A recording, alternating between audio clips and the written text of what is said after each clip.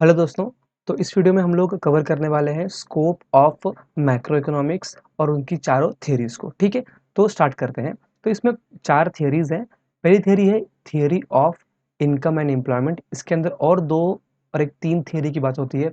एक है consumption function, investment function और बिजनेस साइकिल। ये हम लोग डिटेल में आगे देखने वाले हैं। उसके बाद theory of general price and inflation, ये थ्योरी है। थर्ड थ्योरी है theory of economic growth and development. और लास्ट थ्योरी है मैक्रो थियरी ऑफ डिस्ट्रीब्यूशन। ठीक है, अब चलिए एक एक करके इसको डिटेल में देखते हैं। पहली थियरी है theory of income and employment. Macroeconomic analysis explain which factor determine the level of national income and employment and what causes fluctuation in the level of income। तो theory of income and employment क्या देखता है कि कौन कौन से factors हैं जिसके वजह से नेशनल इनकम डिसाइड होती है और एम्प्लॉयमेंट का लेवल डिसाइड होता है। ठीक है, मैक्रो इकोनॉमिक्स में हमेशा इनकम का मतलब होगा नेशनल इनकम, पूरे देश की इनकम। ठीक है, तो कौन कौन से फैक्टर है, कौन कौन सी चीज़ों की वजह से नेशनल इनकम निर्धारित होती है, पहला। दूसरा देखता है कि कौन-कौन से कारण इसके फ्लक्चुएशन हो रही है, मतलब क्या कि नेशनल इनकम में या फिर एम्प्लॉयमेंट के लेवल में फ्लक्चुएशन, उतार-चढ़ाव किस कारणों की वजह से आ रहे हैं, ये भी वो स्टडी करता है। इसके अलावा to understand how the level of employment is determined, we have to study the consumption function, investment function.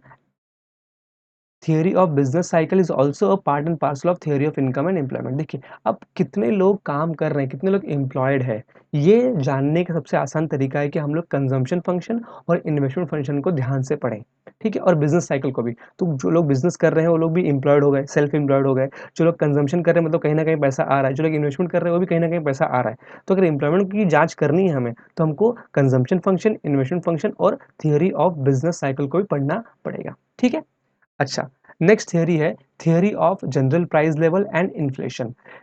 Macroeconomics analysis shows how general price is determined and further explain what causes inflation fluctuation in it। ठीक है, तो general price level का मतलब होता है कि पूरे देश में सारे प्रोडक्ट्स का कितना प्राइस चल रहा है अनुमान के तौर पे। ठीक है, एक प्रोडक्ट का नहीं, सारे प्रोडक्ट का एक एवरेज समझ लो, प्राइस निकाल लिया और वो कितना चल रहा है, उसको बोलते हैं जनरल प्राइस।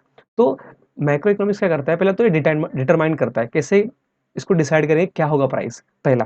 दूसरा देखता है कि इसमें उतार चढ़ाव आने के कारण क्या है, कॉजेस क्या है और फ्लक्चुएशंस के। इसके अलावा the study of general price level is significant on account of the problem created by inflation and deflation.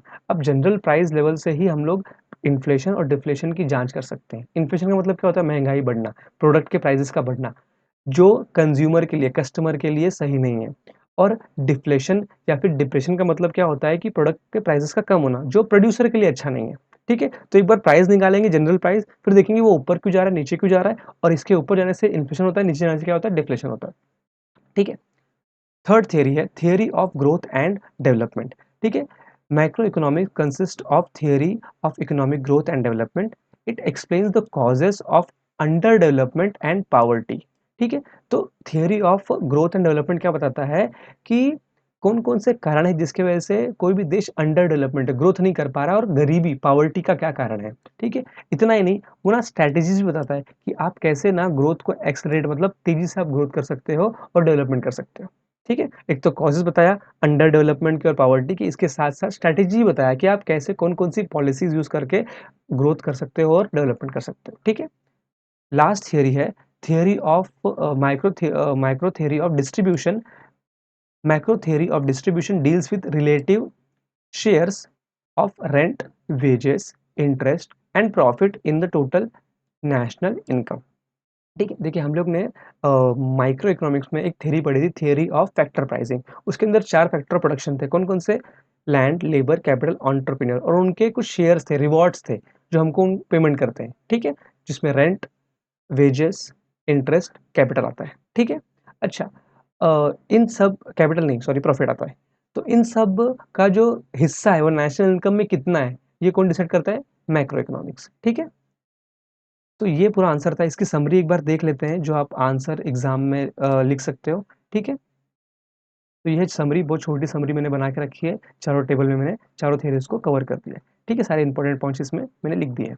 तो पहली थ्योरी थी theory of income and employment. ठीक है, क्या एक्सप्लेन करती है? Factor determine the level of national income and employment. कौन कौन से फैक्टर डिसाइड करते हैं नेशनल इनकम को और एम्प्लॉयमेंट को, ठीक है। इसके अलावा what are the causes fluctuation, what causes fluctuation in the level of income output and employment, और कौन कौन से कारण हैं जिसकी वजह से नेशनल इनकम में या फिर एम्प्लॉयमेंट में उतार चढ़ाव आता है, फ्लक्चुएशंस आते हैं। इसके अलावा इसमें कंजम्पशन फंक्शन और इन्वेस्टमेंट फंक्शन की भी स्टडी करते हैं और बिजनेस साइकिल की भी स्टडी करते हैं, ठीक है। सेकेंड थियरी थी theory of general price level and inflation, ठीक है। तो पहले तो देखते हैं कि how general prices is determined, कैसे डिटरमाइन करते हैं हम लोग, plus what causes fluctuation in it, और उसमें उतार चढ़ाव क्यों आते हैं। अगर प्राइस बढ़ गया तो उसको बोलेंगे हम लोग इन्फ्लेशन, और प्राइस कम हो गया तो उसको बोलेंगे हम लोग डिफ्लेशन, ठीक है। उसके बाद theory of growth and development, तो it explain the causes of under development and poverty, कि भाई गरीबी और अंडर डेवलपमेंट क्यों है, इसके कारण ढूंढेंगे। इतना ही नहीं, स्ट्रैटेजीज भी बताएंगे। क्या बताएंगे? स्ट्रैटेजीज भी बताएंगे to accelerate growth and development. Accelerate का मतलब क्या? तेजी से ग्रोथ और डेवलपमेंट करने का स्ट्रैटेजी भी बताएंगे। उसके बाद लास्ट थियरी थी हमारी macro theory of distribution. Distribution मतलब क्या?